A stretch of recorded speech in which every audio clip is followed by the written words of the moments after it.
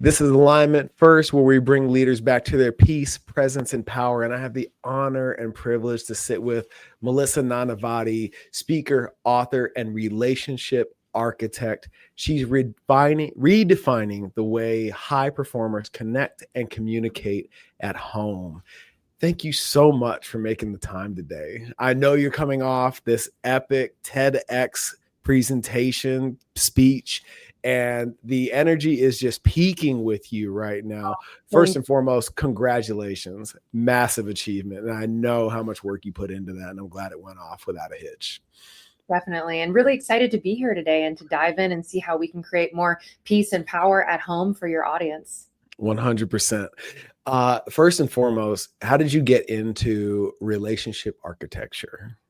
Yes, I like to refer to what I do as relationship architecture because it's all about giving people frameworks and tools that they can implement right away. So I am a relationship coach, but I love the term architecture because it's all about giving that blueprint, really actionable things that people can use to break negative cycles of communication at home, bring back their peace and their energy, because our biggest energy leaks are often at home. And for me, getting into this work was a very organic process. I had been working very closely with a lot of CEOs, executives in the terms of like personal branding side of things, learning a lot about their relationships at home, and inadvertently became a relationship coach to a lot of these high performers. And really for me, it's the culmination of all the research and things that I love and are near and dear to my heart, everything from diving into neuroscience, blending that with research into biology, and combined with communication and negotiation to really create a blueprint that high performers can use at home.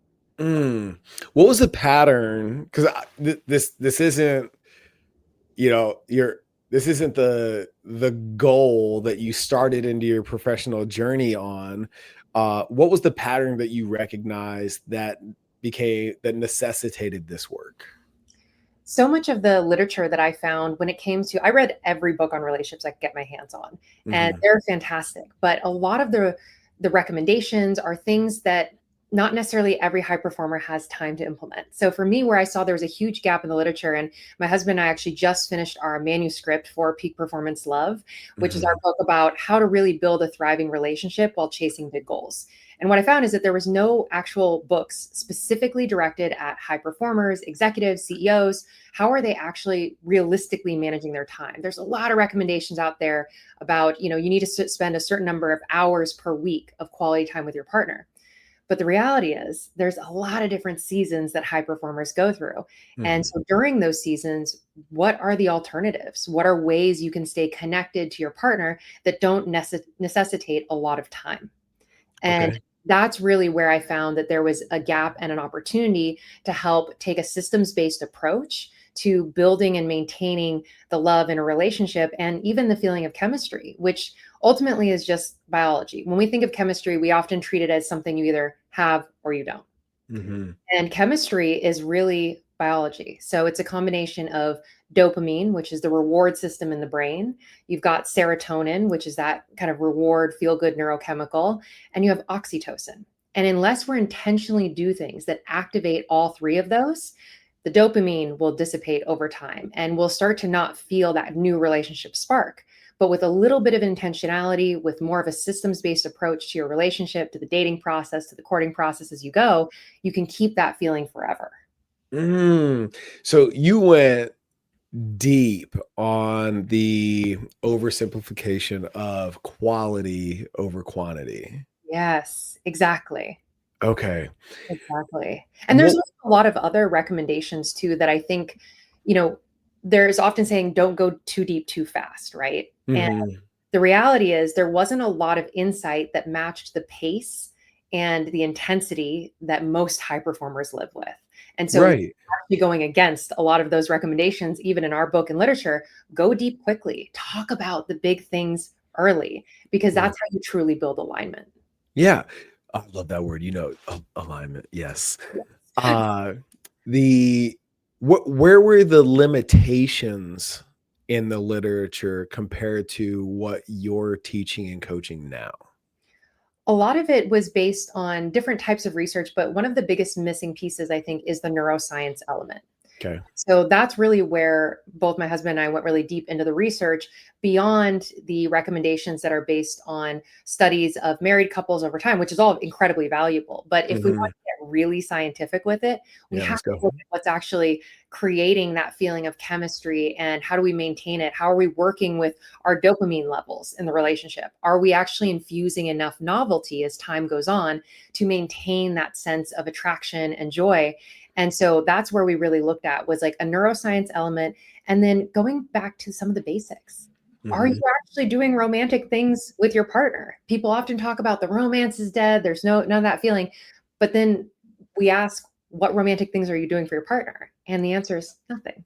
So it's bringing Mm, up intentionality and action to our relationships. And often that's the area where we stop having the same level of intentionality. We don't have goals in our relationships, or rarely. And that's mhm. what we're bringing back in is setting goals even within the relationship of where do we want to be, in the next 3 to 5 years? How many vacations do we want to be taking? How much quality time do each of us need? And really getting into those hard conversations around needs. Yeah. I love everything about this. This is amazing. I'm so happy we're doing this today. I'm thrilled. So where my mind goes as you're saying all that I'm like fixated on this word that you just used a couple of sentences back, pace, Yeah. right? High achievers, high performers, and the pace with which they move towards whatever the summit of their mountain is compared to their partner. And I feel like there's two extremes here that are possible in terms of the dichotomy of being a human, Mhm. right? There's the high performer who's moving at a much more aggressive pace than their partner. Mhm. In some Right. cases, two high performers, the other Hmm. person may not consider themselves a high performer, and that can still work. Sure. Yeah. And there's the high performer couple where they're both moving at blazing speed in their respective lanes. Mhm. And there's the dynamic that may exist of where one is fearful of being left behind, or that creates friction in their relationship. And then on the other end of the spectrum, where you have two trailblazers, if you will, there's that like competition that if they're not having these conversations that you had mentioned, Mhm. their goals are potentially inadvertently in competition with each other. Yes. So Yeah. how do you navigate that? Let's talk about peak performance love. This is one of my favorite topics to discuss, which is really ultimately when we think of peak performance love, we see that as a relationship that's an expander for you. And the way it maintains that expander feeling is by having really intentional conversations about what season each of you are in. Quarterly check-ins, just like you would your business. What are your goals? What are my goals? Do the goals need to stagger a little bit so that we can really accurately support each other? And having conversations, intentional conversations every week. What do I need to do to support you? And what support do I need? And having Mhm. those proactive conversations, so few people do, especially those trailblazers. They tend to be off in their own lanes and then they're going, and that's where the disconnect happens. Or you get the experience of what I like to call asymmetrical growth, where one partner is growing faster than the other. And you don't always have to be growing at the same pace. The Right. reality is you probably won't. Mhm. If you're having intentional conversations, if you're setting aside that time to decide on what are the priorities, what are the goals, and how can we each support each other, and treating your relationship in some ways like a business. Yeah. Check-ins. And Mhm. that's where I talk a lot with couples about the 4 types of relational courage. So Ooh, can you spill the tea? Can you give us the 4? absolutely. The first type is the courage to be vulnerable. So, sharing your internal world, what's really happening, especially as high performers, we tend to armor up. We want to show our partner that we've got it instead of sharing the internal struggles.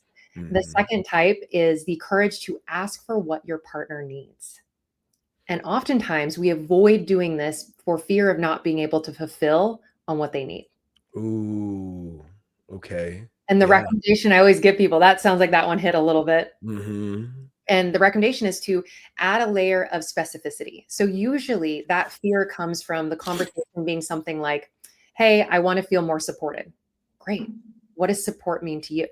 I'll give you a great example. I had a coaching client where I was working with them, and the wife always said, I want you to make us feel protected when we travel. The couple travels a lot and they have a daughter. And the husband had no idea what that means. What does protected mean? I got her to define it. I said, can you give me an example? One or two things. What it was is she wanted her husband to keep track of the daughter's roller bag when they were going through the airport and make sure that the daughter walked on the inside of the street. But without that additional question of what is it that that means, we tend to speak in generalities. I want to feel supported, protected, safe, happy. Great. What are the exact actions? So for anybody who's scared to ask, what do you need?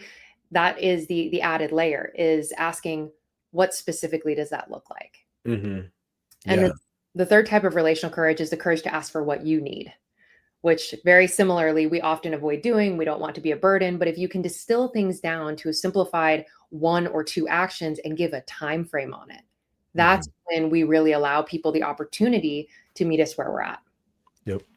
And then the fourth type of relational courage is the courage to bring up issues to be addressed, which is the hardest, because that's where the energy leaks occur.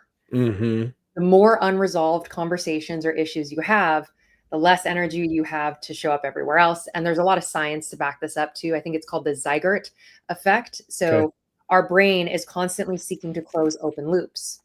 Every issue you have within the relationship is an open loop that is not yet closed and is quietly draining your overall energy. People, every time we manage to have a conversation, especially in session with clients, I usually work with couples. And so we do some individual and some couple. In the couple session, whenever we're able to address an issue and actually find a solution, you can just see the shoulders drop, everything stops being tense, and that energy starts to return.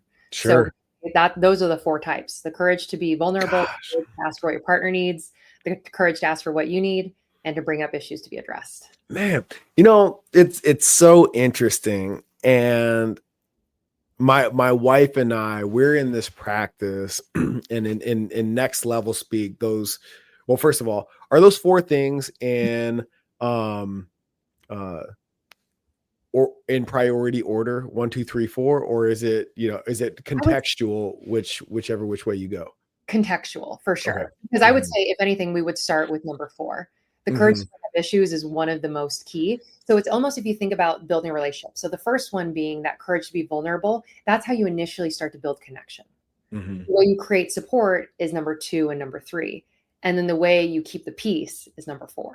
Got you. Phases of the relationship. And of course, you have to continually be vulnerable in your relationship. But early on, that vulnerability is essential, because beyond building connection, it actually activates oxytocin, which is a hormone.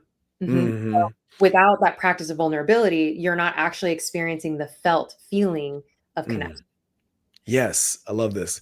In the way that we approach these things in how we coach at Next Level, we talk about upgrading and updating our agreements with self and our significant others. And over my wife and I, we celebrate 11 years in January. Oh, congratulations. Thank you. And there was a season of our relationship before we started walking, embodying this practice of intentionality, where she was earning and I was earning when we got together. And then we started having kids. The corporate life did not suit her. She went off on her own, started her own business. Then the pandemic happened. Then we climbed into bed together, both literally and figuratively, at home and in business. She came into Next Level with me. And then we came into this place where this new season of higher level coaching. And at that fork in the road in my own growth journey, I found the space to ask her, what if you got to be mom exclusively in this coming season of our life? And just the waterworks. And I was like, wait a minute, are these happy tears? Are we okay? Where are we at right now? And her response was, I didn't know that was on the table. Right?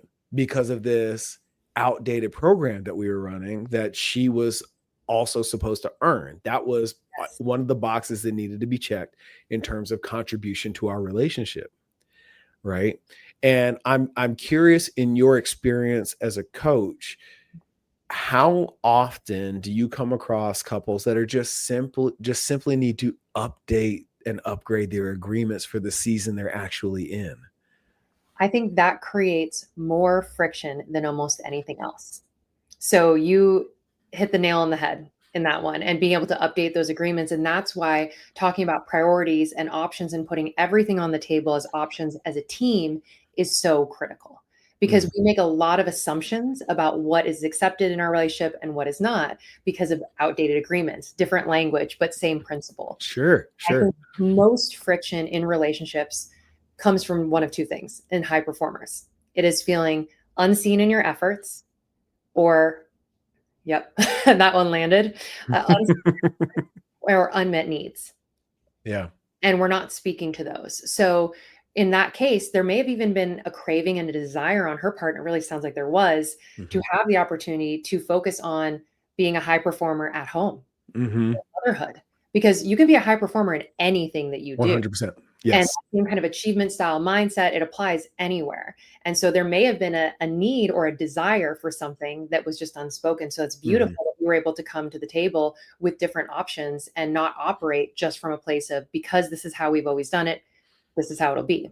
In Mhm. fact, one of the most common times that couples tend to come to me is when they've had a child go off to college, Empty nesting? empty nesting. Yeah. The agreements have to change again. Right. That is the exact point of change in time, and they're getting reacclimated with their partner. And how do we do us again? What are the needs? What are the role dynamic? What are we going to do with our time? And it's interesting because in theory, that would be the time where there is the most expansion in time, but there's a loss of understanding of how things work because the agreements are now outdated. So Right. really big life changes, that's the timing where communication breaks down unless they're proactive as you were and having the conversations about what does this season look like. Mhm. Do you feel like there's a weight if we put those two dynamics on a scale, Mhm. not being seen in your efforts or unmet expectations? Does one carry more weight than the other in your experience? Great question. I would say they're pretty even, and it Okay. depends on the partner. So Mhm. one is always heavier for someone. It's not Sure. usually equal for that Mhm. person that's feeling it. There's a really big unmet need, and then the other person is usually feeling really unseen in their efforts.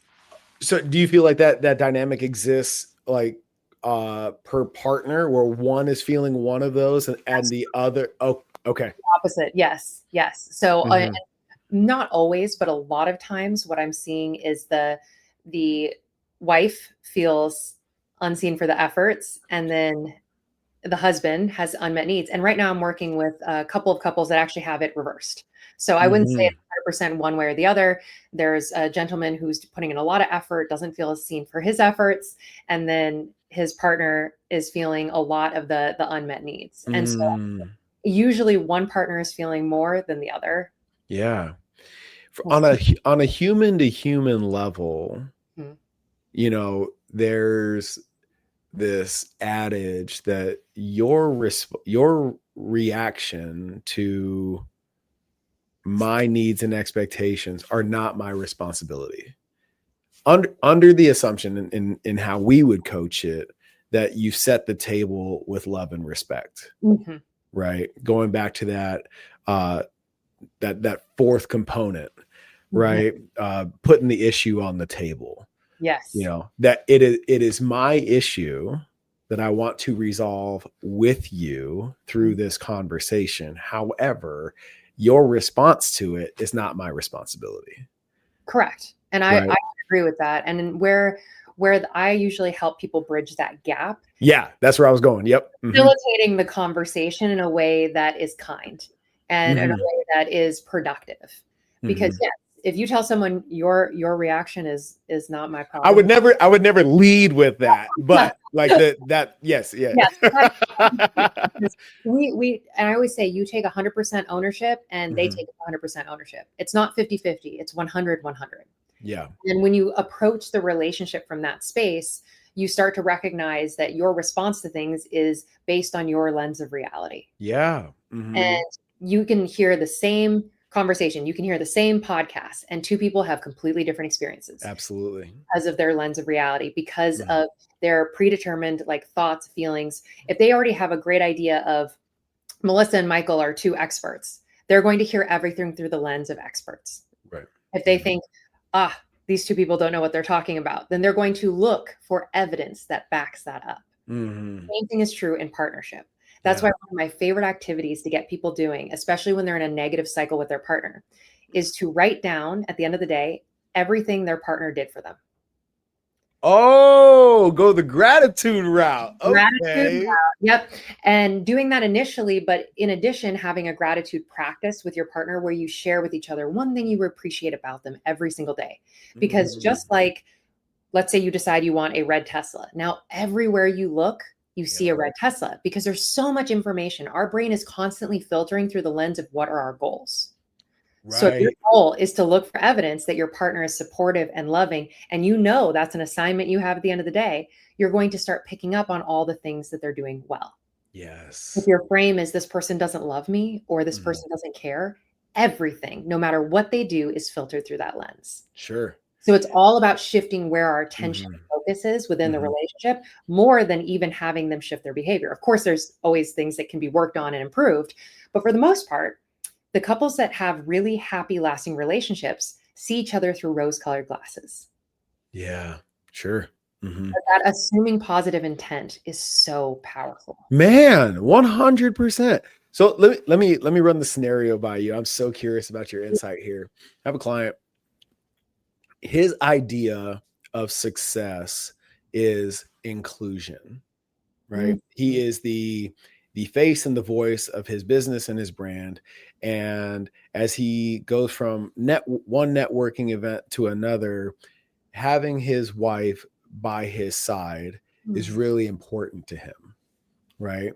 Now, I've had the opportunity to coach both of them, and her social battery doesn't run as high as his.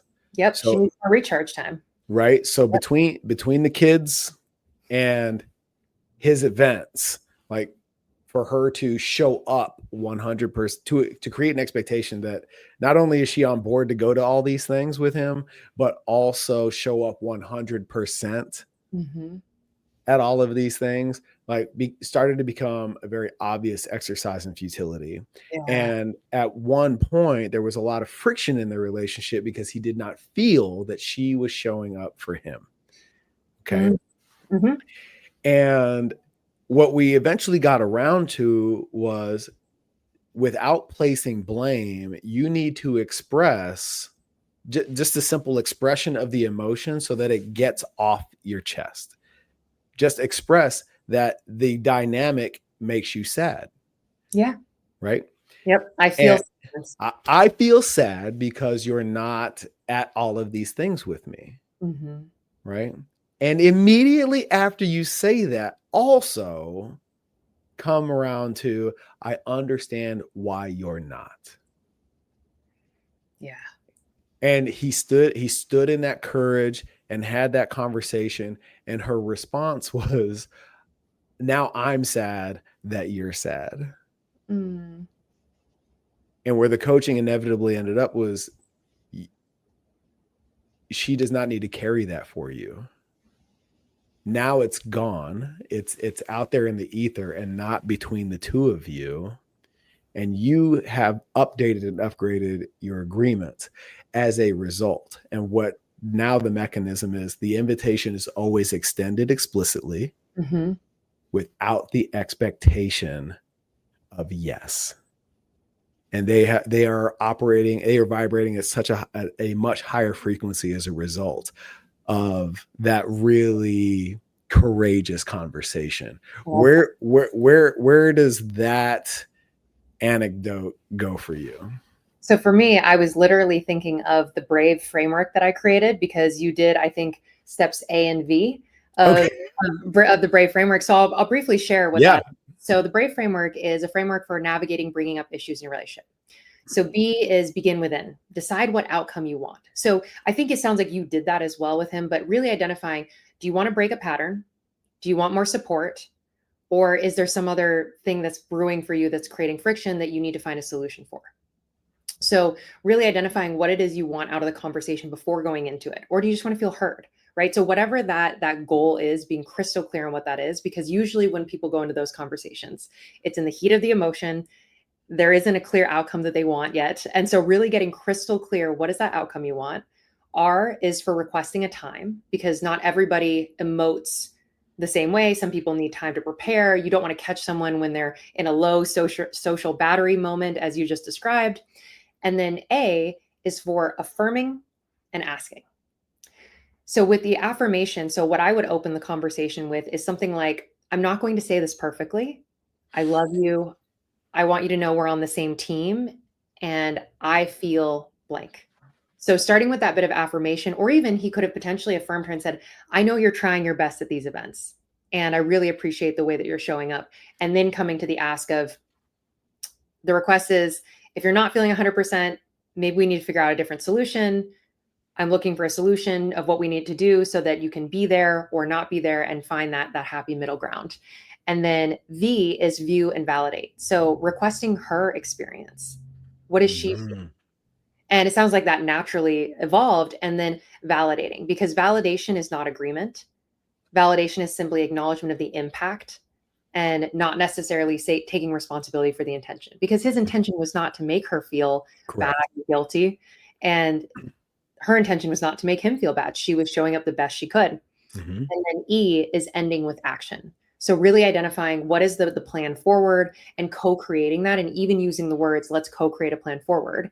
And actually throughout this entire conversation, maintaining some sort of physical contact, holding hands, hand on the knee, because it releases oxytocin. It reminds you you're on the same team. A lot of research that shows if you end a hard conversation with like a 10-second hug, it actually reduces the emotional impact of the event in your nervous system and brain by 80%. Tell me about that, because when I met you, you had made mention of this practice in your relationship with Akshay. Yes. So we do this universally. Yes. Tell me. Hand on the hand, hand on the knee. We start to pull apart, grab the hand back again, because it is that important for your nervous system and from a biological perspective to create that sense of safety. And it really releases enough oxytocin to calm the nervous system. You'll notice your voice doesn't go as high. You don't get as loud or as frustrated if you're maintaining physical connection. Okay. So I know that you and Akshay haven't been together as long as Nicole and I have. Totally. How long were you together before you put that into deliberate practice? This is pretty wild. 3 weeks. Oh shit. Okay. The agreement that we were never going to have an all-out fight. And we said, how do we make that happen? What's the framework for this? And we both came to it with a lot of tools. I mean, we both have spent 15 years in personal development space, done every kind of retreat, meditation, modality that you can pretty much name between the two of us. And so we were bringing a lot of that acknowledgement of how do we create a relationship that is energy leak free. And the commitment was that we would never let an issue fester. And to take it a step further, we agreed, let's create some sort of framework, pulling in all the things that we know to ensure that we can actually make that come true. Yeah. How do we do that? And that was a promise we made really early in our relationship.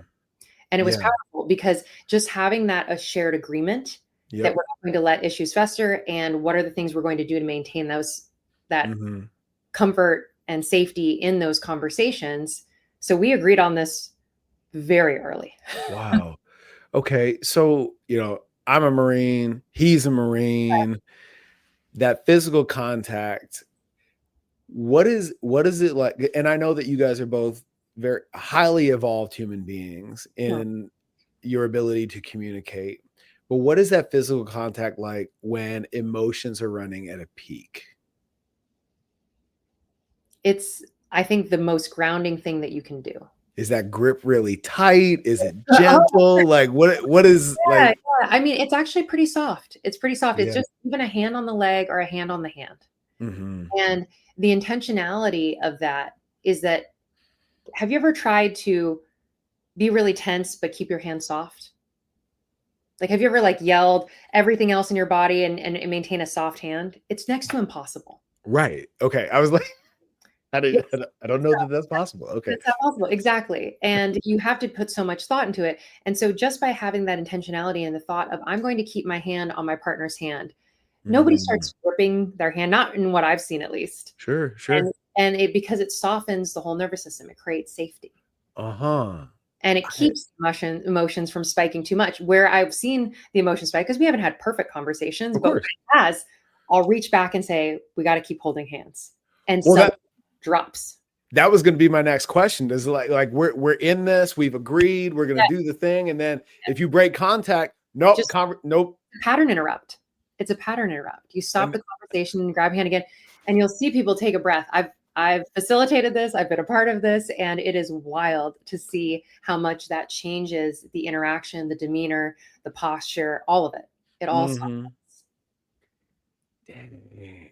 And it keeps you in Mm. your prefrontal cortex too. So Say again. it keeps you in your thinking mind. If someone suddenly says, and you're really upset, you're like, "Hey, I need you to continue holding my hand." You're thinking again. And so it gets you out of that fight or flight response because you have to answer a question. If someone asks you a question, your brain has to answer. So you're going Mm-hmm. to light up the circuitry in your prefrontal cortex. Interesting. There's another technique that I learned in defusing conflict, in which your your physical stature, not so much the space that you take up, but whether you're both standing eye to eye or whatever. Position. Um, Yes. yeah, positioning. Thank you. Um, if things are getting tense, if one of you sits down, Mhm. it changes the entire dynamic of the whole thing. That's why you try to have hard conversations sitting down Uh-huh. and holding hands. Yeah. Very hard to get really upset and aggravated when you're sitting lovingly. Mhm.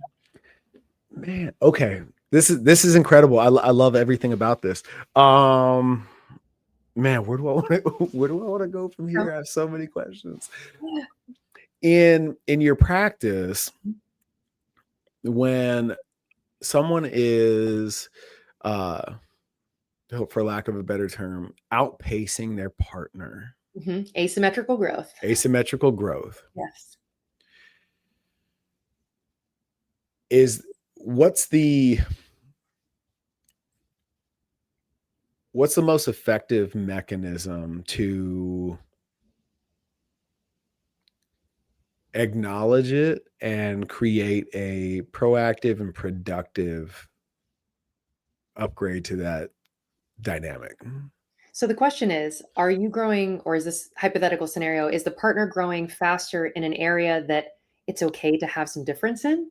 Or is Okay. this in the personal development arena? So Mhm. that depends, because we will not always have the same interests, growth, Sure. partner. But say it's in how you navigate your relationship. One Mhm. partner is really putting in a lot of work, learning about themselves, doing a lot of that personal development work. Mhm. There's two things. First is remembering that modeling is the best way to get someone on board. Mhm. Simply Meaning? modeling the behavior that you want to see. Mhm. You want your partner to be less reactive yourself. Mhm. And usually modeling brings people forward because we're all mirroring each other all the time. And Mhm. thanks to mirror neurons, you literally are experiencing some of the changes your partner is experiencing anyway. So having that perspective of, instead of frustration, but bringing Mhm. to it, how can I be the best version of myself and model the behavior that I want to see? And then second is invitation. Invitation is the best way, in a non-threatening way, to bring someone on board. So again, Mhm. that invitation, getting back into the prefrontal cortex, say, hey, you want to get someone into a workout routine with you. Let's say you want to start even doing an evening walk, not giving this long explanation or telling them they should, but simply saying, hey, would you like to come on a walk with me? It would be really meaningful for me to be able to connect with you for the next 10 or 15 minutes. Mhm. So Yeah. sharing the impact on you, because your partner has your best interests at heart. Mhm. So anytime you can frame it as, it would really mean a lot to me, I'd be really grateful. versus why aren't you doing this? Which is usually people's first Yeah. is that why aren't you doing it? I'm on this growth path, but Mhm. remembering that at some point you were not where you are now. Right. And Mhm. so giving the person grace, I think is so powerful and important. Do you think that growth, as you just differentiated, Mhm. in terms of, is it an area where that disparity is necessary, or is it in the self-development realm? Mhm. Do you think that people are unaware of that differentiation, and that's where the friction actually becomes that? Because, like, oh, I'm crushing it in business, where are you? Like, It's that's when we not. stop seeing certain things as superpowers. So, one of the best tools I love to give couples is to recognize if you are particularly skilled at something and this is like your growth trajectory. For example, you're really good at details. You remember absolutely every conversation. You notice when things are off in the house. That can cause friction. But if you can look at it as a superpower, that you are a details person. Maybe this person, yes, they could grow into a details person, but is that natural or is that necessary? Probably not. And each partner is going to have a different set of skill sets that they come to the relationship with. So being able to differentiate, as we just discussed, about are these the things that really matter? Does this really matter to the relationship? Or is this simply your category and my category? Mhm. How does that What are the reactions of these couples as they're having these awakenings together?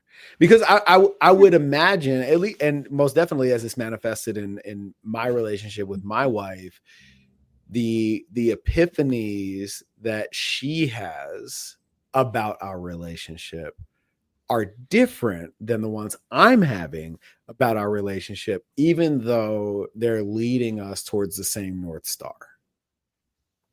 There's definitely an air of relief when I think some of these realizations come to, especially I can think of a very recent session where the couple saw the difference in, the one partner not being able to remember the other partner's schedule. It was perceived as they don't care. And then one partner remembered every detail and the other one felt that this was nitpicking. And I think really the recognition of these things as superpowers has softened their day-to-day experience together. And there was a big relief, and you're Mhm. having these different realizations. And where I think there's value in having like a third party there is to help facilitate the overlap of what are the shared goals and, like you said, the shared North Star. And it was so interesting because when I first started working with them, they said, we have completely different goals for working with you. And the wife listed all these things, the husband listed these things, and then in the session, I said, you actually have the same goals worded differently. You would like more peace and more connection. So Mhm. we start every session orienting to what are the North Stars? What is the goal? What is the ultimate Mm. goal? And reminding both partners that you're on the same team, you have the same goal. But it was so interesting. Their mechanisms of getting there, very different. Mhm. Their Mhm. idea of what the problem was completely different.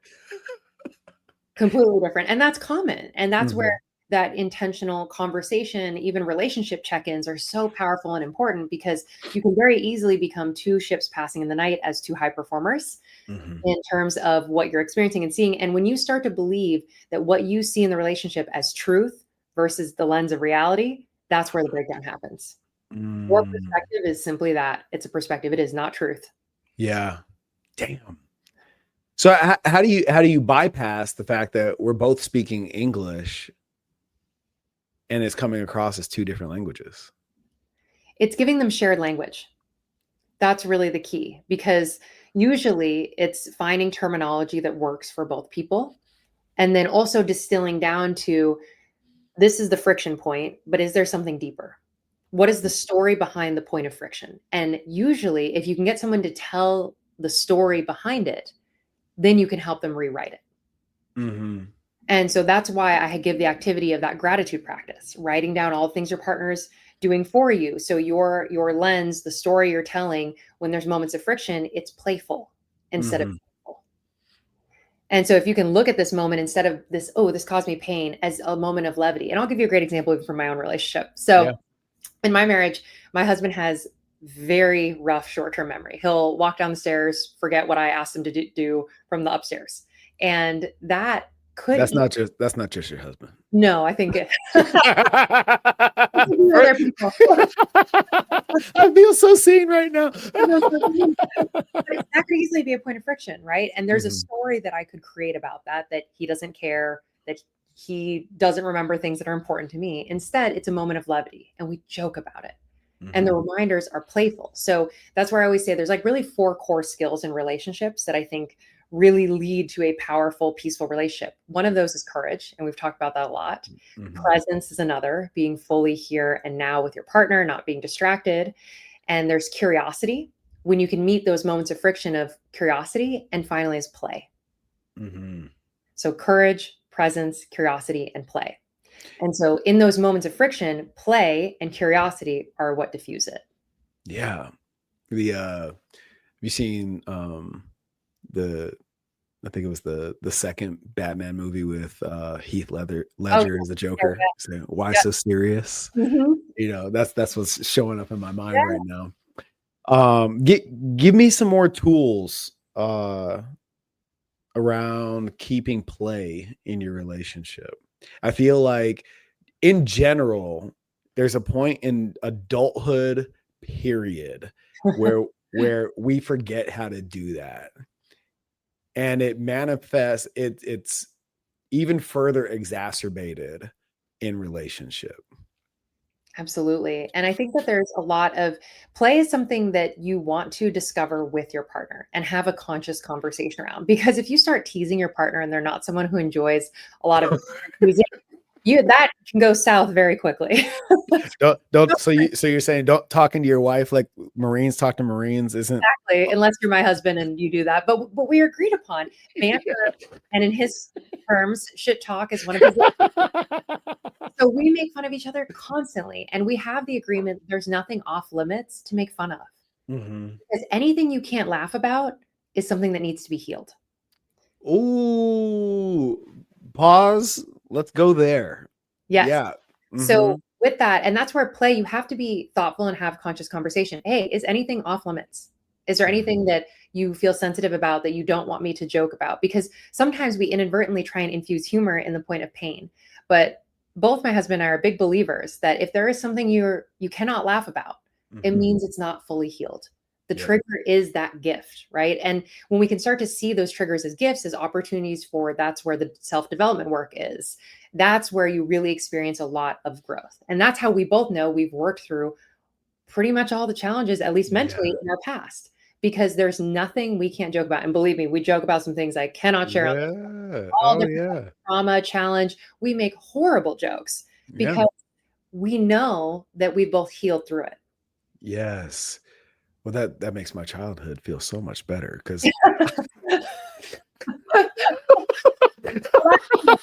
teasing. Besides teasing, I mean, there's many other. There's physical.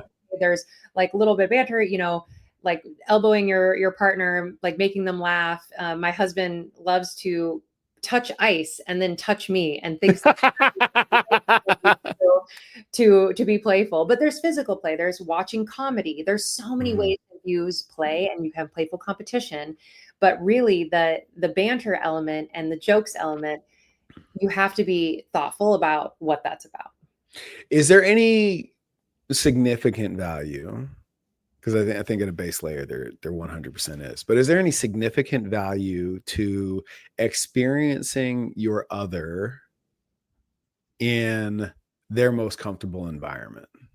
And what I mean by that is, you know, I met my best friend from the Marine Corps, married my wife's cousin, and we met at their wedding.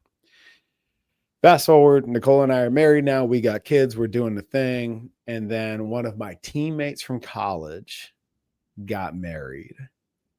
And she got to experience like 19-year-old Mycal. At damn near 40. You know, she was like, what the fuck? You know? Yes. And I too have seen her with her girlfriends, her teammates from her playing days, and got to see that side of her, you know, in that container, Mhm. if you will.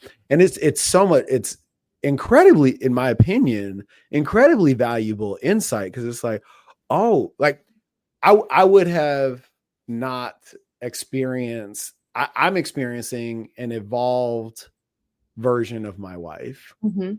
and then getting to see that quote unquote reversion in each other, like in all the most positive ways. It's like, oh Yes, my God, holy shit, this is you're hilarious, right? right. I didn't know we could go there. I didn't know that you joked about that, you know? Like, is there um is it how much value is there to that? A lot, a lot of value. And in many ways, too, the reason my husband and I were able to move so quickly, in addition to having super deep early conversations about goals, life plans, all of those things, and the value alignment, a big piece of it was that I saw him in many different contexts in a short period of time. Mhm. From the beginning, I met him in a setting where all of his buddies were. I met him in a group setting. And then I got to see him. We got to spend time one on one. We got to spend time with each other in different contexts and settings, which gives you a more well rounded view of your partner. And to your point, can infuse a lot of levity and joy. And part of the value of having play, because there's got to be an ROI on it if we're doing it as a high performer. The Right. ROI of play, beyond the joy that you experience Mhm. from a scientific perspective, is dopamine. You Mhm. are getting a huge dopamine dump, and the healthy, sustainable kind, every time you're playful, every time Yeah. you engage in some form of play, laughter, levity. That is a brain's repair, relaxation, all of it. And you're really getting to experience that with your partner, as well as the deeper bonding and all of those pieces. So I think it's incredibly valuable to see your partner in different contexts in their zone of genius. That's when you Mhm. have real respect and appreciation for your partner, even if you don't work together, even if you are not both entrepreneurs, but getting to see them in their zone of genius. That could be their hobby, that could be their profession, that could be them, working a room with their friends. And seeing your partner in those different contexts gives you a greater appreciation and understanding of them. That's so huge. 'Cause as I'm like playing it in my mind, because I feel like you and Akshay are unique in this way, that I find tremendous gratitude in my relationship with my wife, that we have so many overlapping facets to our relationship. It's not just I'm going to work and she's staying home. There's been so much inclusion and overlapping along the way. For somebody who doesn't have that dynamic inherent to their relationship, how do you infuse it? So there was actually something really awesome and funny that my hairdresser did after we had this conversation with her partner. And I love this story so much. Her and her partner, she's a hairdresser, Yep. he's an engineer. And they made PowerPoints about their work and presented to each other what it is they do all day. And it was the sweetest thing I've ever heard. It sounded like the cutest date night. So they did a full PowerPoint presentation to just teach their partner about what they do all day. That's beautiful. And I think now it's something I even recommend to people if you want to show photos, pull together some sort of visual aid, and treat it like a fun date night to get the other person into your world and give them Mhm. a view of what it is that you do. And I thought that that was the most innovative thing. And I do not take credit for that. That was all her. That's awesome. There's so much intentionality behind that. Mhm. And there's what's showing up for me is the extra mile Yes. involved in that initiative. And I think if there's a principle to be pulled from that example, it's that there's a lot of value from one partner to the other when the effort is obvious. Yes. Effort is everything. Mhm. I'm a big believer in that. And even within our book, the mantra of our book, Peak Performance Love, is go there. Mhm. Because it's this idea of not just going there through conversation, but through action, through intentionality, to have the courage to do that. Because that was actually very courageous of both of them to Mhm. share. Because they could be concerned that their partner thinks their work isn't interesting or that valuable, and have this negative frame. And to go there, that go that extra mile and really have some intentionality behind it. I mean, that's how you maintain a relationship in general. It's all intentionality, and it's through action. Yeah. How valuable are deadlines when acknowledging the seasons of imbalance in a relationship? Like, this is only going to be 3 months. Suck it up, buttercup. Like, love the Marine coming out. Exactly. And I think, there are times where it's more clear cut, where there is a deadline or an end point to when the balance will shift. In some cases, we don't have a perfect idea of understanding. So, for example, a couple that I was working with, the husband was planning to take the company IPO, and it got pushed by a year. And for many reasons. And that was a challenge in the relationship because there's deadlines. So you have to remain flexible when it comes to these deadlines and the imbalances. But really, as long as the partner who is maybe putting in more when it comes to the household or the kids or whatever that may be, knows not only is there an endpoint, but they're getting little love deposits along the way. Yeah. Because just because your work is busy is not an excuse to stop making your partner feel loved. You can send a thoughtful text message. You can leave a handwritten note. You can have flowers arranged to be delivered. There are little things that you can do. And I always tell people this too. The year leading up to my husband's expedition across Antarctica, not only did we have to raise over $1 million, but he was training and working out 15 to 20, 25 hours a week. And the rest of his time was booked. And never once did I feel second to his mission. And it wasn't because we had tons of quality time and we're doing all these things together, but we got creative. For example, I would walk with him while he was pulling tires and doing all of his workouts. So we would use those shared times. And then on his side, he surprised me with flowers pretty much every week to the day. And those little things, because flowers don't mean a lot to everyone, but to me, as a person who really appreciates small gifts, it means a lot. Yeah. Words of affirmation, gifts. Great. I was going to say, how deep is your understanding of love languages? Because that's where I'm going right now. Is it physical touch? Is it affirmation? Is it gifts? Is it quality time? Yes. I think it's all of it. I think everybody needs all of them to some degree. Sure. But identifying which type of love or ways do you like to be poured into right now? Because that will shift over time. Flowers don't always mean the same. Right. In this moment. Yes. That's so good. Is so powerful. Like what is it this month that would be helpful or supportive? And it may be an act of service. It may be running an errand for you when you're feeling really stressed. It might be cooking a nice dinner. It might be ordering takeout. It might be hiring a house cleaner. And it's different dependent on the month or the season. So I like to avoid actually focusing too heavily on just love languages as a general piece, but getting hyper specific are what are the one or two things that would move the needle for you right now. I'm going to blow this up really quick. Love it. Because what's showing up for me, I was, Joanna and I are courting this partnership with a med spa and to support their clients through the lifestyle integration that we do.